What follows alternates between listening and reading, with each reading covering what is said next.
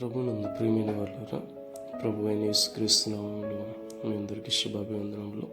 ఈ ఉదయకాలంలో కలువరి కృపాసనం మీదకు మిమ్మల్ని ఆహ్వానించుచున్నాను. సంఖ్యాకాండము 22వ అధ్యాయము 12వ వచనంలో, అందుకు దేవుడు, నీవు వారితో వెళ్ళకూడదు, ఆ ప్రజలను శపింపకూడదు, వారు ఆశీర్వదింపబడిన వారు అని బిలాముతో చెప్పాను. మోయాబు రాజైన బాలాకు ఇశ్రాయేలుల ప్రాంతానికి వచ్చి ఉన్నారు కాబట్టి వారిని శపించడానికి బిలామును పిలిపించడానికి పెద్దలను పంపించినప్పుడు వారు ఆయన యొద్ద ఆ రాత్రి బస చేసినప్పుడు దేవుడైన యెహోవా బిలాము దగ్గరకు వచ్చి బిలాముతో, వారిని నీవు శపించకూడదు, వారితో కూడా నీవు వెళ్ళకూడదు అనే మాటను చెప్పాడు.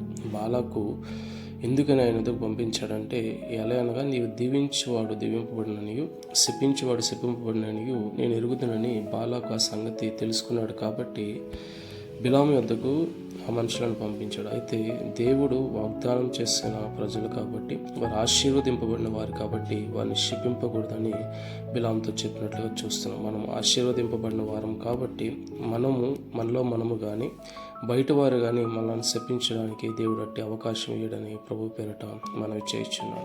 ఆమేన్.